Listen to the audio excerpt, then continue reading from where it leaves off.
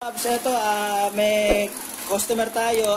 Itong sasakyan na to ay Kia Picanto 2017-2018. Ngayon, ang problema ni Sir, nagkaroon ng check engine yung sasakyan, pero ang ginawa lang niya ay nagpalit siya ng radiator fan assembly kasama yung shrouding.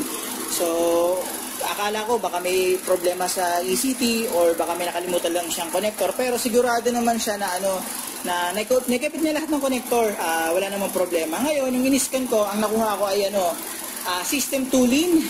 Ganun yung nakuha kong code, P2093. Basta ilalagay ko lang dito na videohan ko naman. So, ang ginawa ko, delete ko yung code. Okay naman, delete ko naman code na wala naman yung check engine. Ngayon, naisip ko kasi system tooling, so baka mamaya, syempre, alam naman natin ng lean, mas lamang yung hangin kaysa sa gasolina. Basic naman yun eh. Ngayon, chinek ko yung fuel trim, okay naman. Chinek ko yung oxygen sensor, okay naman. Pakita ko sa inyo. So, ito siya. Dapat ginagawa ito ng ibang mekaniko. So, hindi lang ang kuha ng code. Yan. So, ito yung basic na nakuha ko. So, yan yung load. Ayan, yun yung yung temperature niya. Naka-high speed pa rin ngayon. Wala namang problema. Ngayon, yung fuel trim niya, ayan siya. So nakikita nyo, pasok na pasok yan mga paps. Tapos, yung naman, yung nasan dito, yung oxygen sensor. Yung oxygen sensor niya sa upstream, all goods yan. Yung yung sa S2, napansin ko lang na 0.7 siya. Pero hindi siya talaga literal na pako sa 0.7 stock lang, ganon. Naglalaro pa rin siya ng ganyan. Eto, hindi ko pa masasabing sira talaga to. Kasi ganyan talaga ang sistema ng S2. Kahit i-check niya sa ibang sasakyan, base lang sa na-scan ko, ganyan talaga ang laro niyan.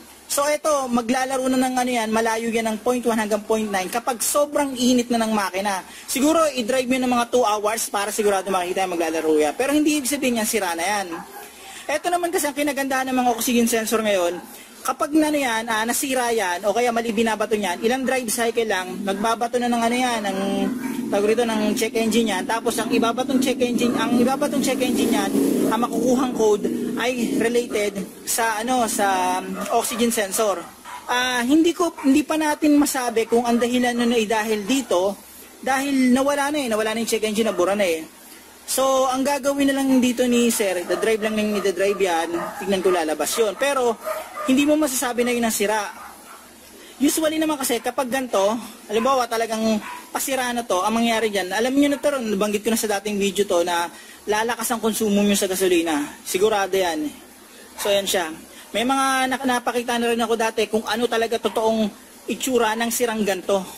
Yung iba hindi ko na na-document, paliwanag ko na lang eh. So, ayan. Ayan siya. Okay, so, ayan. Ayan naman, automatic transmission yan. So, yun lang mga paps. May magsasabi, ano yung pinaka-worst na posibleng mangyari?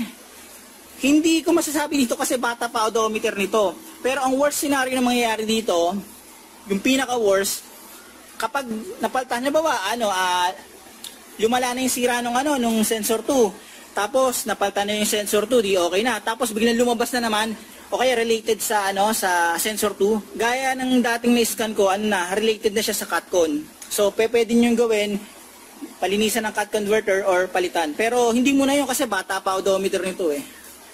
Yan. Okay? So, yun lang mga paps.